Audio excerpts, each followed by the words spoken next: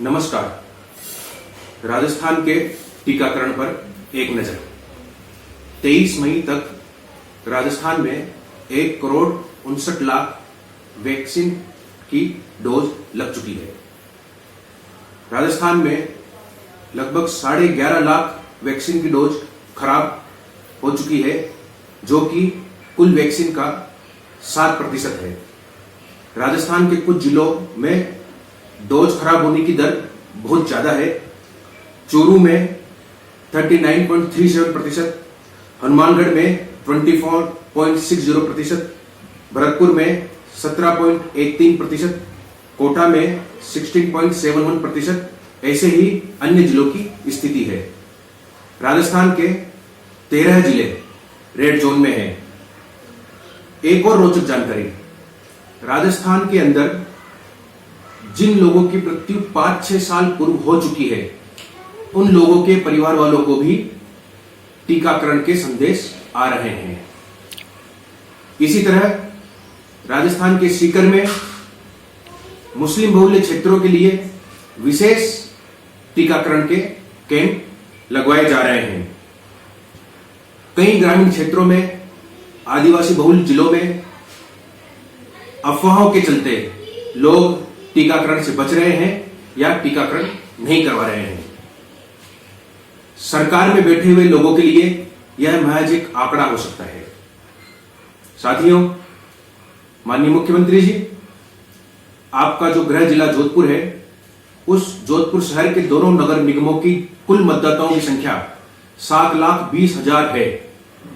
क्या इस 11.5 लाख जो डोज खराब हुई, उससे पूरे जोधपुर शहर के 18+ से ऊपर लोगों का टीकाकरण नहीं हो सकता था? उसके बाद भी लगभग 4.25 लाख डोज बचती। ऐसे ही कोटा शहर के दोनों निगमों की कुल मतदाताओं की संख्या 7,10,000 है। राज्य की राजधानी जयपुर, जिसके हेरिटेज निगम में मुख्यमंत्री का निवास और पूरी सरकार रहती है, उस हेरिटेज निगम के कुल मतदाताओं की संख्या मित्रों 9,32,000 है। क्या पूरे हेरिटेज निगम के 100 वार्डों में 100% टीकाकरण नहीं हो सकता था? राज्य के बड़े शहरों का हक नहीं था इस वैक्सीन की डोज पर? मित्रों, इतनी बड़ी संख्या में वैक्सीन का खराब होना महज एक संयोग नहीं है। इसके पीछे भ्रष्टाचार, कालाबाजारी करने वालों और जिहादी तत्वों का बहुत बड़ा गिरोह सक्रिय हो सकता है। यह एक बहुत बड़ा वैक्सीन घोटाला है। राजस्थान में बहुत बड़ी संख्या में बिना आधार कार्ड वाले रोहिंग्या और बांग्लादेशी घुसपैठिए रहते हैं। क्या इस वैक्सीन को खराब बताकर उन बिना आधार कार्डधारी लोगों तक नहीं पहुंचाया जा सकता? पहले भी कांग्रेस के पूर्व प्रधानमंत्री सरदार मनमोहन सिंह और इनके नेताओं ने कहा है कि देश के संसाधनों पर पहला हक अल्पसंख्यकों का है। ऐसा ही सीकर में हम देख रहे हैं किस तरह से मुस्लिम बहुल्य क्षेत्रों में विशेष टीकाकरण के कैंप लगाए जा रहे हैं। सरकारी अस्पताल से वैक्सीन को खराब बताकर निजी अस्पतालों को भी पहुंचाया जा सकता है, ताकि मोटा मुनाफा कमाया जा सके। पहले भी वेंटिलेटर के मामले में हमने देखा कि किस तरह निजी अस्पतालों को दे दिए गए। मरे हुए लोगों के नाम पर वैक्सीन लगाकर भी एक बड़ा घोटाला हो रहा है। तकनीकी का सहारा लेकर इस घोटाले को अंजाम दिया जा रहा है। माननीय मुख्यमंत्री जी, इस वैक्सीन के खराब होने के लिए कौन जिम्मेदार है? क्या यह राज्य की जनता को जानने का हक नहीं है? क्या यह वैक्सीन वास्तव में खराब हुई, खराब बता दी गई, या एक षड्यंत्र के तहत इसको खराब कर दिया गया? क्या यह संभव है कि एक जिले में 40%, 25% तक वैक्सीन की डोज खराब हो जाए? अब तक भी इस विषय पर मुख्यमंत्री कार्यालय और माननीय मुख्यमंत्री अशोक जी गहलोत ने अपनी कोई चिंता जाहिर नहीं की है, न कोई गंभीरता इन्होंने दिखाई है। वहीं देश के प्रधानमंत्री माननीय नरेंद्र भाई मोदी ने कलेक्टर्स के साथ मीटिंग में इस विषय पर अपनी चिंता जाहिर करते हुए इसे बहुत गंभीर भूल बताया है। इस घोटाले को लेकर जो आशंकाएं और शंकाएं जाहिर की जा रही है, क्या उन सब विषयों की एक उच्च स्तरीय जांच नहीं होनी चाहिए? क्या सच्चाई जनता के सामने नहीं आनी चाहिए और दोषियों के खिलाफ सख्त कार्रवाई नहीं होनी चाहिए? यदि हां, तो यह कौन करेगा? क्या यह राजस्थान सरकार और मुख्यमंत्री जी के प्रबंधन का फेलियर नहीं है? इस महामारी में साथियों, हम लगातार देख रहे हैं कि केंद्र की नरेंद्र मोदी सरकार द्वारा राजस्थान को पूरी सहायता दी जा रही है। केंद्र द्वारा ऑक्सीजन राजस्थान को दिए गए, लेकिन सरकार की नाकामी के कारण न उसका परिवहन किया गया, न टैंकर की व्यवस्था की गई।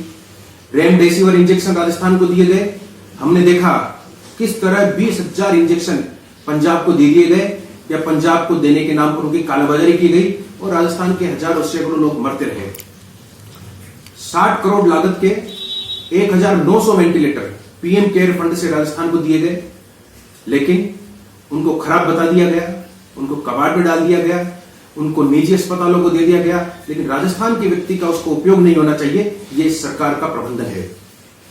इसी तरह हम सब ने देखा राजस्थान में आईसीयू बेड की कालाबाजारी, ऑक्सीजन सिलेंडर, इंजेक्शन, दवाई के नाम पर किस तरह से कालाबाजारी की जा रही है और किस तरह से लोगों को लूटा जा रहा है।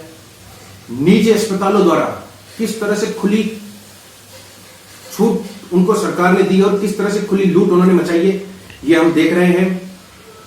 यही स्थिति अब ब्लैक फंगस को लेकर है। उसकी दवाइयां मार्केट से गायब है और उसको लेकर लगातार लूट का माहौल हम राजस्थान में देख रहे हैं और यही नाकामी हम टीकाकरण को लेकर है। अपने कुप्रबंधन और नाकामियों को छुपाने के लिए आप और आपके मंत्री सुबह से शाम तक माननीय नरेंद्र जी मोदी और केंद्र सरकार को दोषारोपण के अलावा कोई काम नहीं करना चाहते हैं। साथियों, कांग्रेस नेता राहुल गांधी और पूरी कांग्रेस केवल एक नीति पे चलती है, भटकाओ, लटकाओ और अटकाओ। पूरे देश में अफवाह का वातावरण बनाकर देश की जनता को भटकाने का काम किया और अब देश में कोरोना प्रबंधन को लेकर जो भी काम केंद्र सरकार कर रही है, उसके हर काम को अटकाने और लटकाने का काम यह किया जा रहा है। लगता है राहुल गांधी और कांग्रेस का टूल किट राजस्थान में बहुत अच्छे तरीके से प्रभावी रूप से काम कर रहा है। साथियों, मैं राजस्थान की सारी जनता से निवेदन करना चाहता हूं कि हम एक अपील करें राजस्थान के मुख्यमंत्री अशोक जी गहलोत से कि अशोक जी गहलोत साहब, जो ये 11.5 लाख वैक्सीन राजस्थान के बच्चों को, बच्चों के माता पिता को लग सकती थी, इसे खराब क्यों कर दिया आपने? इसे खराब क्यों कर दिया आपने? जय हिंद, जय भारत, जय राजस्थान।